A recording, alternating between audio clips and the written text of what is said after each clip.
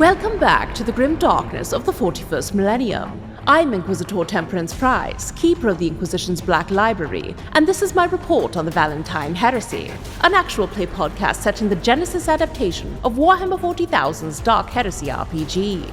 This report features Game Master Tom McGee and players Ryan LaPlante as Inquisitor Lucius Valentyne, Tyler Hewitt as Attikus Viz, Del Borovic as Morgan Rolls, and Josh Halbot as a mysterious new character. My report shows that the Inquisitorial band have traveled to a demon planet. Valentyne ensured Trin Rakai traveled alongside them to ensure they could stop the cabal. Morgan lost both Eli and Toby to the warp, and Attikus finally abandoned his role as Lord Van Houten. But will these heroes be able to fight their way back to the Imperium, or will they be lost to the warp? Find out next in this episode of the Valentyne Heresy. From a redacted file, Terra. You may not understand why I make this ask, but it is imperative that I have someone with the absolute highest clearance for this. Get me Temperance Price. We have quite a story for her to record. Valentyne, you have been on this hell planet for about a day and a half, by your reckoning, but time is awfully weird here. With the destruction of Greybridge and having fallen through the warp gate alongside Trin Rakai, your captive Ealdari traitor, your party has shrunk somewhat. In the immediate aftermath of the warp gate opening and pulling you through, you landed on an alien planet deep within warp space. This is a chaos planet, a daemon planet, and it is kind of grim here. With you is Morgan Rawls, who managed to make it through the portal with you, as well as the somewhat injured Attikus Viz. Eli Sharp is nowhere to be found, nor are other members that were with you at the time of the warp gate collapse. As you'll recall, after a stray bullet hit the warp gate, the Chaos Space Marine Forced Pollard semi-activated it, causing a variety of tears to open, ripping Greybridge in half and casting all of you deep through the warp. You woke up on this planet, observed horrors that would cause many to lose their minds, but luckily and unluckily for you, Valentyne, you've seen horrors. And so, despite having landed in this horrible place, you knew that your mission remained, that the Emperor's life was still in danger, and that the visions you have seen will come to pass if you can't find a way to fight your way back home. The four of you found a way to shelter nearby. Trin has been very busy. It's been a bit of an awkward alliance, as it continues to be. As you recall, he was laughing uproariously upon landing on this planet, largely because what the actual fuck. But knowing that he has to prove his value, he's spent the past couple days removing the bombs from Valentyne and Morgan. King Frederick is nowhere to be found, so better to not run the risk that his heart stops and you two go boom. Correct. He has also installed a voice box for you, Attikus, to repair your damaged throat. He has warned you that it is prone to malfunction because he's just working with what he's got. But you observed it, as did Valentyne and Morgan, to ensure there was no, Xenos trickery in it. It's a marvelous device. It allows you to speak without any of the kind of horrible Vox coding you normally get. But it does allow you to speak normally. It just will occasionally short out for a time as the sort of servos inside reset. So this is where we find you. There hasn't been a lot of talking over the past day and a half because there's been a lot of recovering from wounds, regaining strain, and making sure that the medical necessities have been tended to. This is where we find you. Your immediate needs have been done. I will, though, of course, leave room for anything you would have wanted to immediately sort out, ask, or determine other than these sort of base facts. Valentyne would have engaged pretty much with as it is. Getting the team up and functional is his first priority in terms of the ability to communicate, in terms of the explosives inside him and his partners. Absolutely. The other thing he would have done, knowing that they ended up on this planet, there's a chance that other people did from Greybridge or other forces, especially because we're not the most heavily armed or armored team currently. Morgan's still dressed up as a rogue trader that Morgan is not. Attikus is dressed all sexy because it was his wedding. Just putting out Eugene to try to see if he can pick up any comms traffic from anywhere, from any Imperial forces that might be in this area or anything else that might be threatening them. But also just keeping an eye out because, like, hey, if some people go down, he is so prepared to strip corpses of things. Or if somebody shows up and he can't trust them and or they seem like they were on the Forest Pollard side of things, classic Valentyne, pretend that everything is fine and then shoot them in the head and take their stuff. Great. Okay, so Eugene definitely comes back with reports of wreckage kind of everywhere to the northeast of you. It would seem that whatever bits of Greybridge were ripped through the warp have fallen almost like meteors, not unlike your own kind of falling cathedral experience right at the beginning of the show.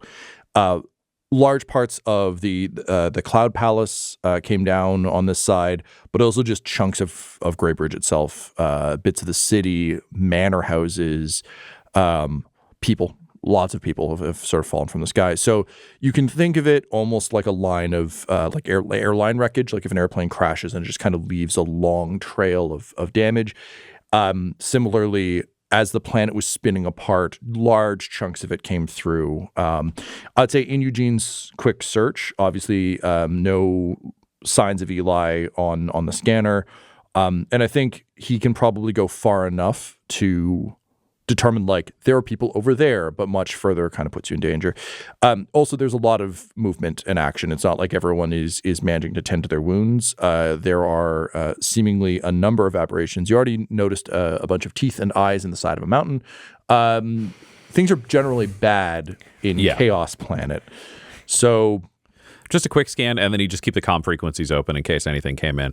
Otherwise, the big conversations he'd be having, he would be waiting until bombs are out, everybody's in good shape. Because Valentyne's thought process is, because normally he would be like, I need all the information. Survival is not a priority. But if we can't survive this planet, we can't solve any problems with the rest of the conspiracy. If the bombs go off in our necks and we all die, then we're there. So it's just been a lot of guns on Trin Rakai doing work until once everybody's 100%, then he's got conspiracy questions. Well, and I think like your throats had to heal and stuff too. There was just like, I mean, Attikus had his torn by Force Pollard, but you had bombs under your chin. So it's taken a couple days to heal up, you know, as you do. So yes, Trin kind of like he looks at the blood with a bit of a detached fascination, the way one would observe, you know, wing sauce on your hands, like just kind of and just kind of wipes them on a weird leaf that is gooey and immediately regrets it, but then leans back and says, well, I think my work here is done. I believe your throat should be fine now, Lord Van Houten. At least as fine as a monkey's throat can be. Excellent. Everyone's been healed and is now fully functional. Correct, Morgan? Yes. Wonderful. Then there are a few things that we will need to make clear to our ongoing and short-term arrangement. Trin Rakai, this is Colonel Attikus Viss. He will be addressed as Colonel. This is Morgan Rawls. Do you have a particular form of address you would prefer from a Xenos, Morgan? I suppose it would be wise to refer to me as Interrogator. Valentyne is very pleased at this for a quiet moment. And saying, I will be addressed as Inquisitor, to be clear. The idea of addressing us by our species name seems to imply that you've put yourself above us, which would be very tragic, because we need to work together and ensure our collective survival. And if someone believes they are above the rest of the organization, especially in our current balance of power, where there are three of us who are armed, and then there is you, it would imply that there is a certain danger to moving forward together, and I believe that it's important that we remain united. And he regards you, and again, like, he strikes a very different figure outside of his, like, pleasure harem, because he's got the armor on in that, as I mentioned, kind of like samurai armor hanging on a mannequin kind of way, where the plates are kind of held together by rope. So they're just hanging off him and just kind of flapping around in the breeze. And underneath, he's like, for an Eldari, he's stocky. Clearly lives well, clearly enjoys the finer things. And he's wearing at this point a pretty ratty bat like silk Hugh Hefner robe under this Eldari armor. So it's a little bit like watching someone in like hockey pads with no jersey or anything on, where it's just an unnecessary chain link nonsense. Hands on his hips, trying to feel imperious, but clearly kind of realizing through sticky fingers that this is not the place where he can lord over anyone anymore. Valentyne, I know this is an absurd thing to ask given that you've kind of got him at gunpoint, but can you roll me a... Coercion? It's a pretty clear threat. Yeah, I think coercion works for me. We're going to go with 1 red, 2 purple. Since we're starting a brand new session, I'm going to set our story points, season, I should say, set our story points to 1 and 4 in your favor. I want to give you maximum story points to kick off the party here. So, 1 red, 2 purple. I'll give you a boost for what's he going to do?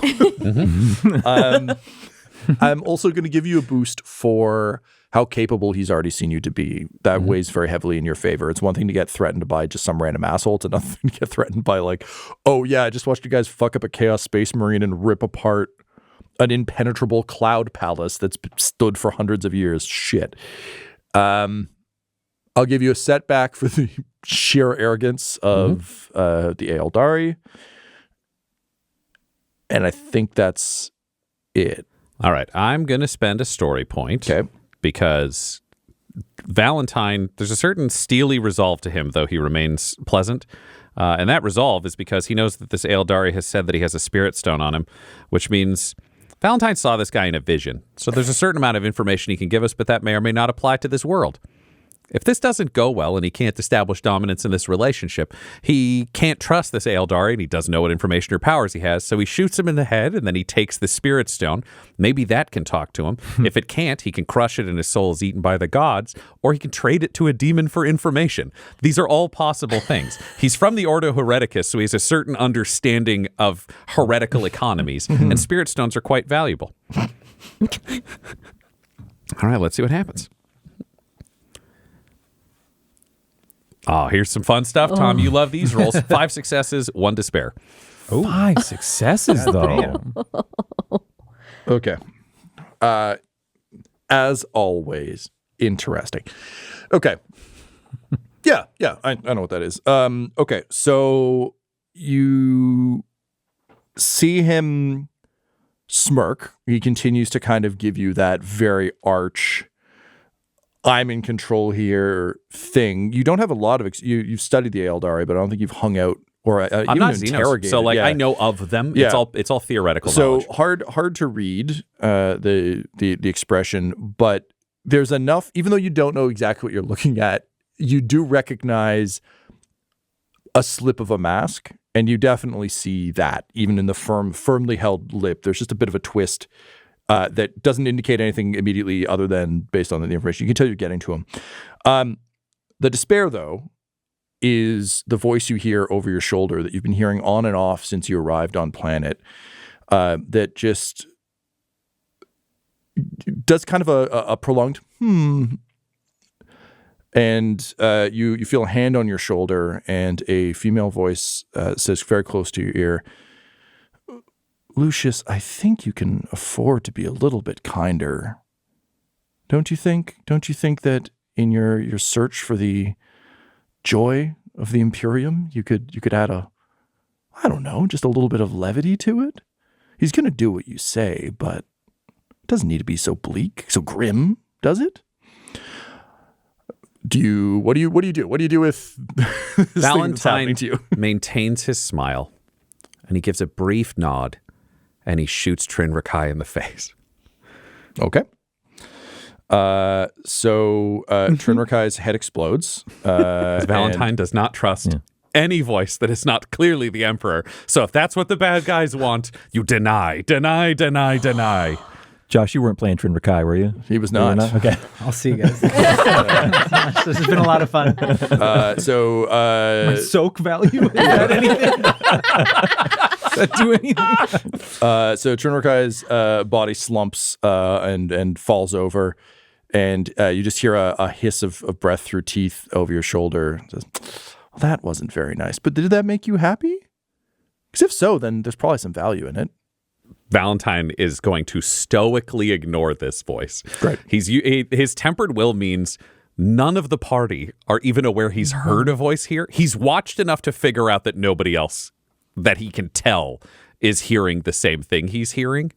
Do you want to roll for that? Like, he's been watching because if he's here and he's hearing voices and it's a demon world, there's a chance other people are hearing voices. Yeah. So, and he's Ordo Hereticus, which means he's watching everybody for signs of corruption. Yes. Morgan and Attikus, you both see a... Well, I mean, I don't know if you're probably looking at the dead Eldar, so maybe not. But yes, you can hear this speech.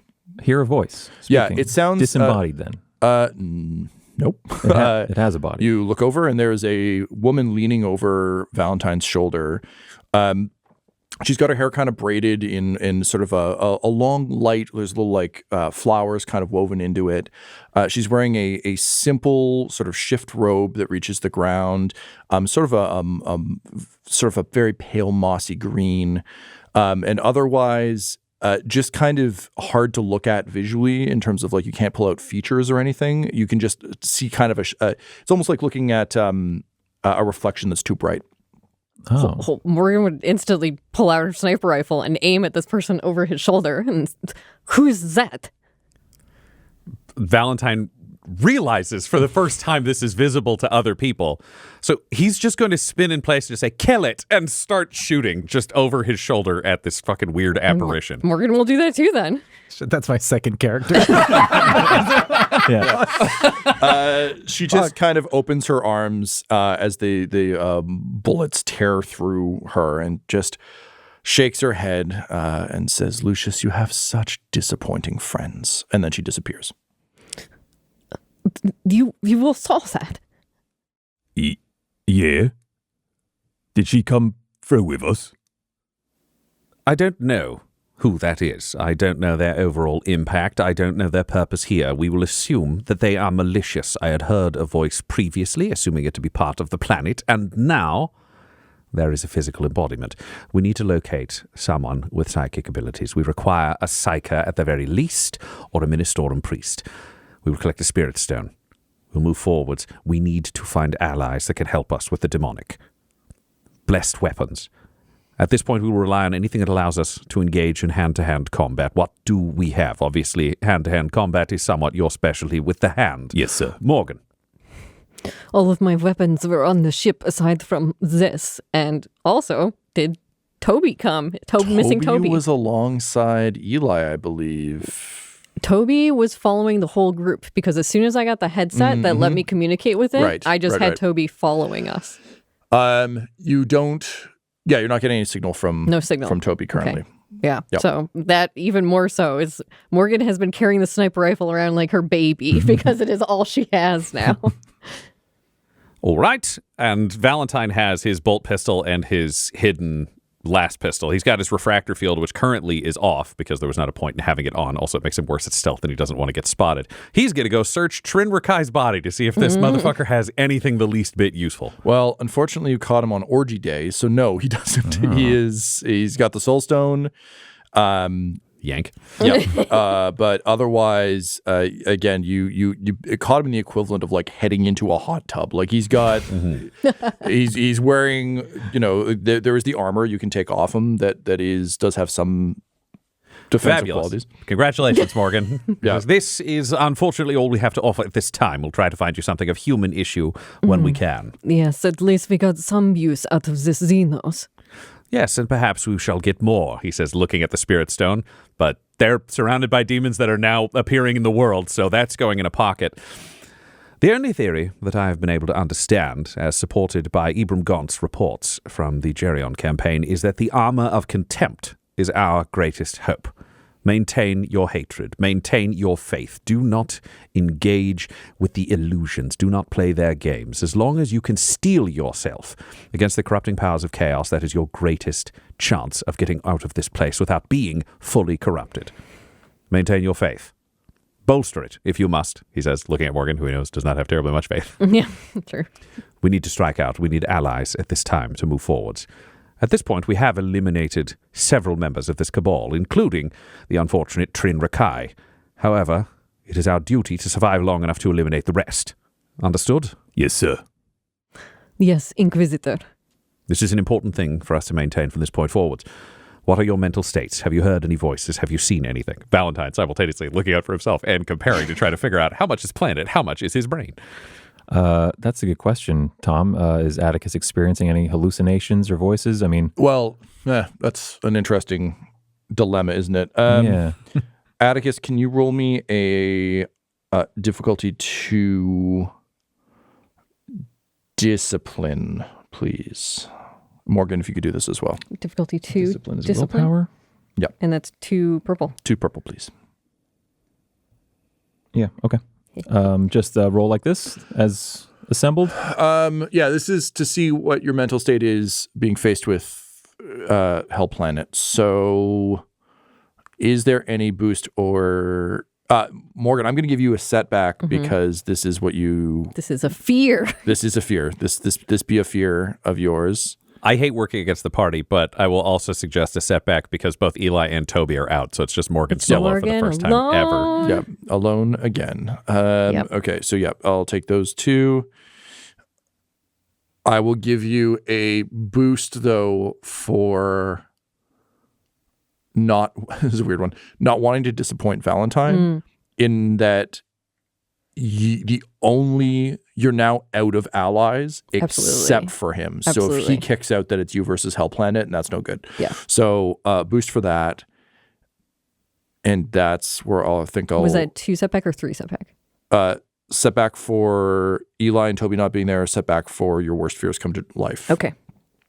Attikus, for you, I think I'll give you a boost for the fact that as horrifying as this is, it's not another fucking courtly party. This is something you can punch to death. Yeah. So I can let it rip on whatever I see. Yeah. So you get a boost for just weapons free, I guess. This simplifies things for me. Yeah. Yeah, 100%. But I will give you a setback for having absolutely no experience with chaos. This is like a new. Yeah.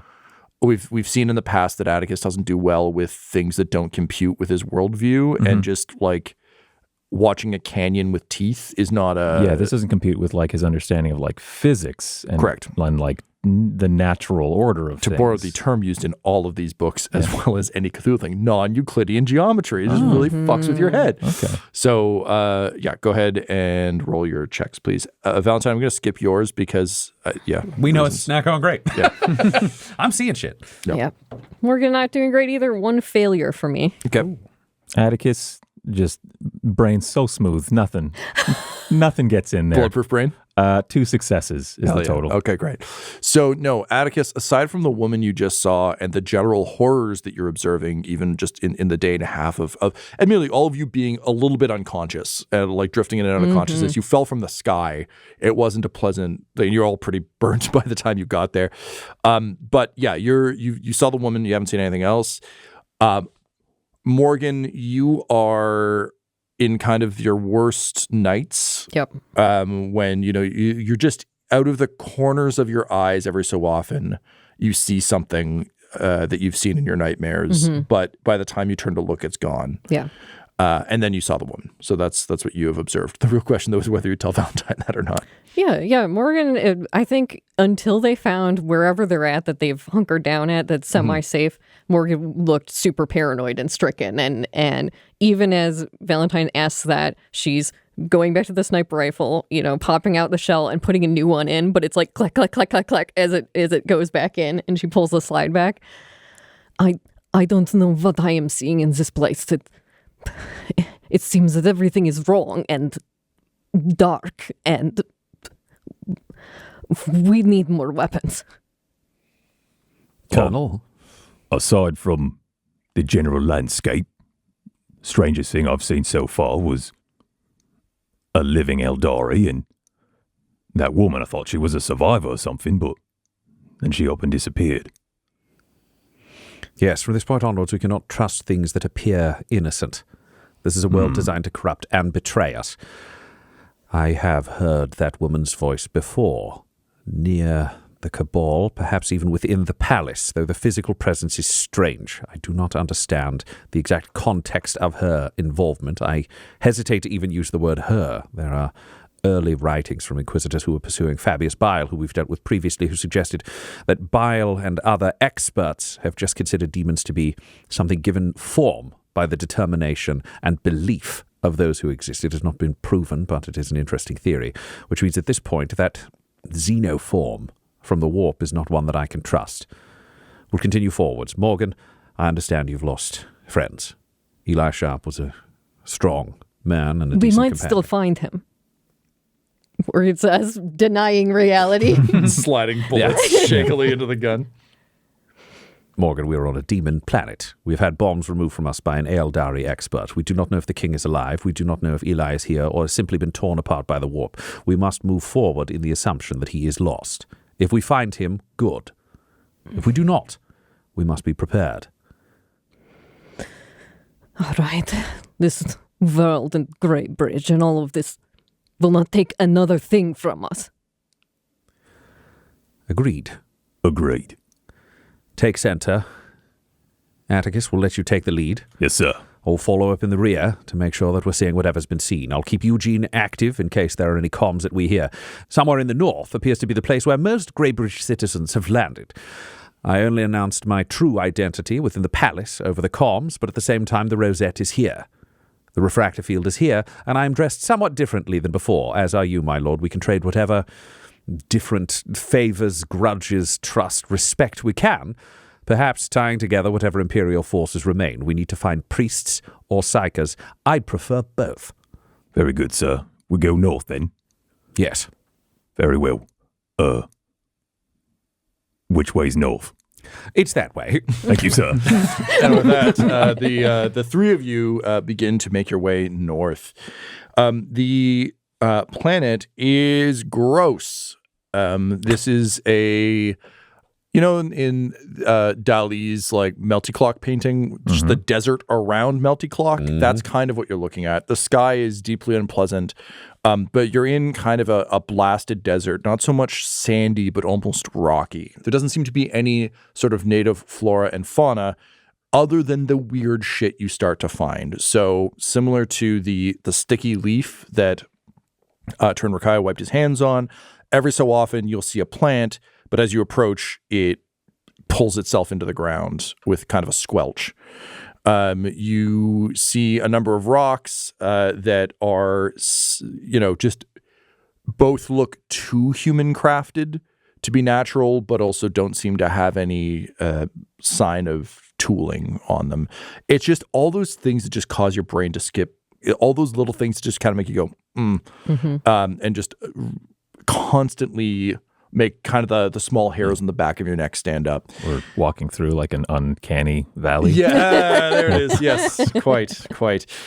So you come to the sort of canyon that I described just at the end of our last season. Beyond it, you can see wreckage, and you can actually see las gun fire kind of piercing the sky, kind of G.I. Joe style, where there's just occasional shots casting up. You hear the sound of flame. There's just and also screams of citizens of Greybridge who, as you can guess, aren't faring particularly well on Hell Planet on day 2 of Hell Planet. Before you is a small canyon, the walls of which have teeth and eyes. In the base of the canyon, you can see a sort of fetid green, sort of sludgy stream running that could be digestive fluids or it could just be water. You're not really sure. It is decently far across. You can't jump it. This is kind of a cross it in some way, beyond which lay all the kind of wreckage and things you're after. How do you choose to get through the Ravenous Canyon? I think Morgan would be scouting out with her sniper rifle, looking through the scope of like, oh, maybe there's stuff or maybe there's people or whatever. But as she's going, it's like smooth, and then she twitches because it's like, oh God, it's an eye, a giant eye, or something that just makes things horrifying. And it blinks at you in the way that a large predator ignores insects. Like it clearly clocks you, but it's not, it's not like all of the wall of eyes turn and stare at you. It just kind of passes over you.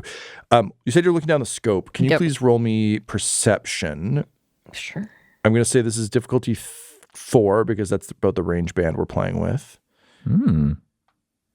To see the wreckage and such. You can take a boost take your usual sniper boosts, whatever those would be, because you're...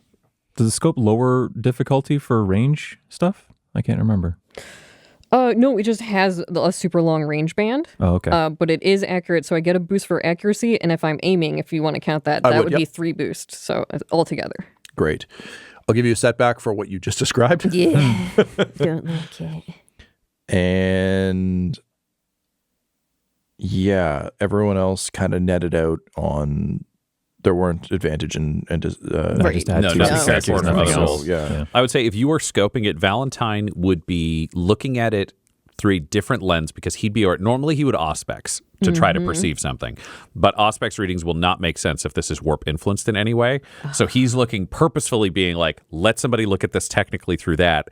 He's looking at it overall and just trying to math out as he glances around what the non-Euclidean logic is of this valley. Can it shut and eat people? Does he see the walls move? Like, is there some pattern to this that he can put together by kind of trying to observe it all and observe any movements or other weird things? Cool. I kind of want to take that at forbidden lore, maybe. Sure. I would also, I guess, take discipline. This doesn't feel like perception to me. This feels like I'm going to try and like blur my eyes enough to understand Sure. the ununderstandable. Which of those two would you like to? Forbidden lore. He's got that. Yeah. So, I mean, logically, of the party, he'd be the one who can think in terms of what he's aware of from the Hereticus. Attikus, how about you? I think Attikus, understanding that these two are kind of surveying the area at like long range and also through kind of just absorbing like the data, I guess, also being provided. Attikus would be on like immediate area security so that these two can look around freely and take in information without fear of an ambush or anything like that. I like that. Sure. He also just doesn't have an eye for any of this kind of stuff, so he's just trying to be as useful as possible. He's on guard duty. Great. Yeah. So I'll give a boost then to Valentyne because you feel better with someone watching your back. Morgan, I think you're down a scope, so you're not. Okay, let's see how these rolls turn out. Okay. What's my difficulty? Oh, I'm sorry. Your difficulty is 3. Cool. 1 success and 1 setback. What is it? Threat. Thank you. All right, we're getting weird, Tom. 1 triumph, 2 failure, 2 threat. Ooh. We hate this place. Okay. So Valentyne, you try and soft focus to kind of understand how this works, but your brain is bumping up against the fact that it is illogical. For instance, you described like, just stepping into this thing and immediately the jaws shut. It should, but the rock walls end and seem to be made of rock. So instead, you're just looking at eyes and teeth that don't. But then similarly, you're looking at the fluid and you're like, but that looks digestive. So what is this? And it's just, your brain is just skipping a gear. It's just like, for whatever reason, being here, having the additional stress of chaos, it's just sort of clicking over. But you did roll a triumph. So with no visual personification this time, you hear the voice just kind of quietly in your ear say, "It does look new though, doesn't it? These look rather recent. Almost like they're growing up. Kind of like me. That's interesting, isn't it?" He's going to check over his shoulder. You see a faint aura that dissipates quickly, but it's clear that she's not showing up as cleanly to not freak out your buds. So I don't catch any of that then? No. Okay. No. No, I don't think so. So Ryan, that's what you get. That's what Valentyne observes. And then, Morgan, you rolled successfully. So you see a form kind of shaking against a what was clearly once a very fine manse, like just the wall of a manor house. You can see Toby kind of pinned. Cool. So he's got like a pipe of one of those like old wrought iron grates that would be on the windows, has basically impaled him, and he's struggling against it to kind of get free and sparking a bit. But you do observe. And is that on our side or the other side of the other side of other side of the Ravenous Canyon? That's over amongst the fighting. You can also see small creatures. Again, they're just like it's too far to really make out much, but you can see little things kind of almost joyously bouncing along and falling into the crevices and like worming their way into holes in the buildings and the structures. Gonna just slowly lower her sniper rifle. There are pieces of buildings from Grey Bridge over there. I also see Toby and some creatures. We have to get over there. I'm guessing there's no way around the canyon, Tom. Can't go. Gotta go through the door. I think our only hope here is to move as quickly and quietly as possible. Move together, don't strike at the environment. We haven't drawn its attention yet. It is of a scale far beyond us, which means we do not want to make ourselves noticed to it. We'll stay out of the river. We'll avoid touching as much as possible. We'll hope to draw as little attention as possible. We'll be on radio silence. You have your comms. We can sub-vocalize if necessary. We move quickly. We move efficiently. Again, Attikus out front. If anything bars our path, crush it. We are moving through to the end of this canyon. I do not want to remain in the middle of it any longer than is absolutely required. Yes, sir. If I may, this might come in handy. And I'd like to disrobe the what was it he was wearing? He had like a really long cape that I don't think he has with him anymore because that was like being carried by the mechanical like cherub things.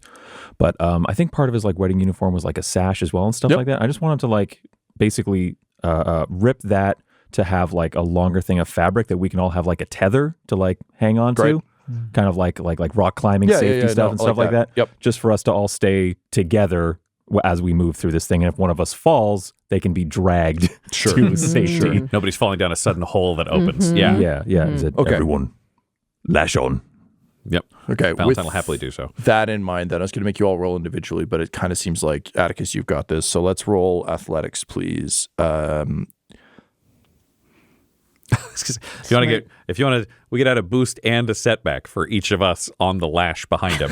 It's like we'd be able to help, but shit might also go wrong. I like that a lot. And then a setback for spooky wall.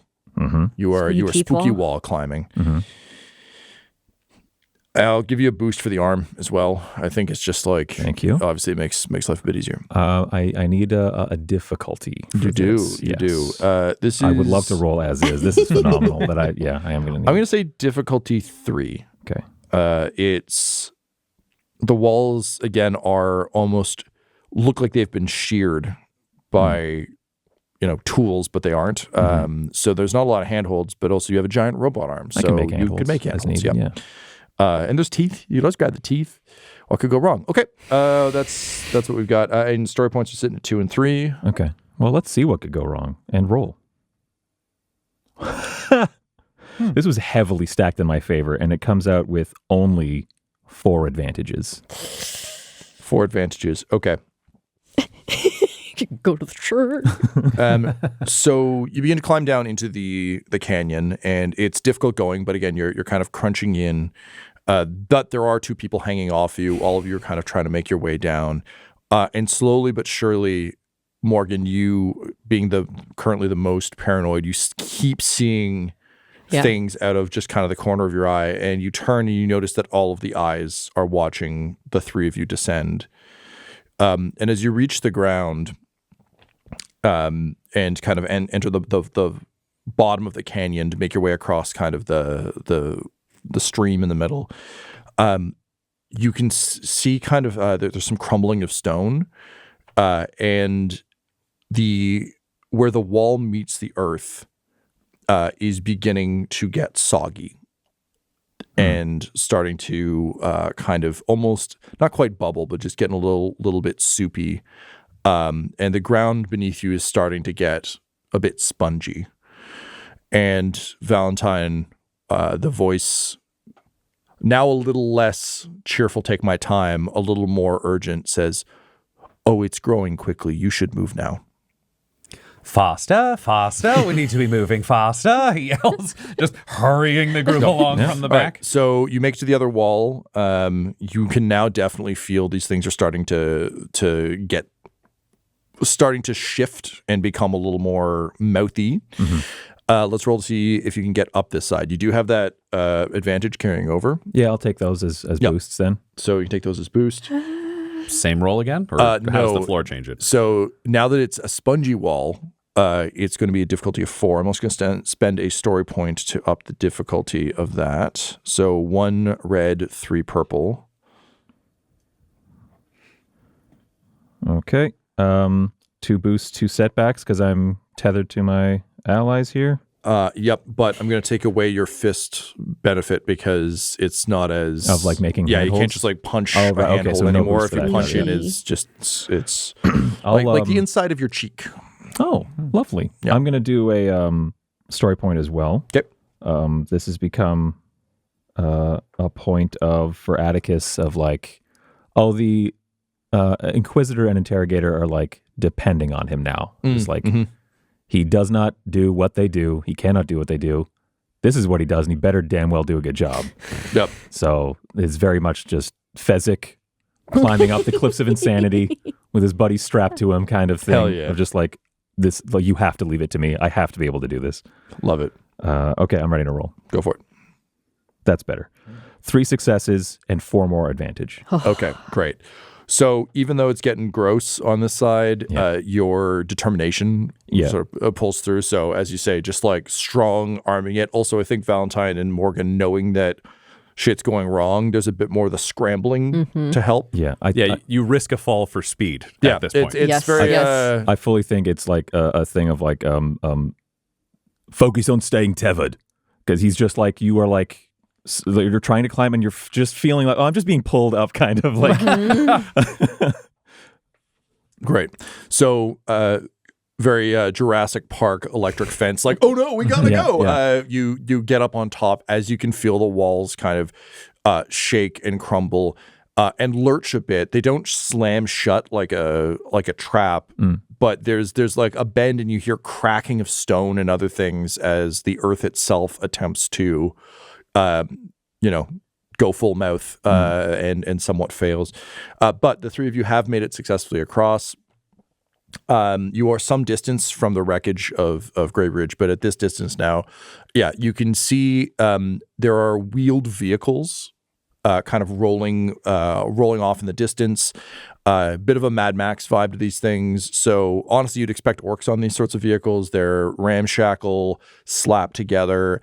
And some just hard-living looking raiders hopping off and running through the wreckage. The small creatures that you saw, Morgan, seem to have all slipped away inside of various things. But you're, running distance from reaching Toby in the first grouping of survivors.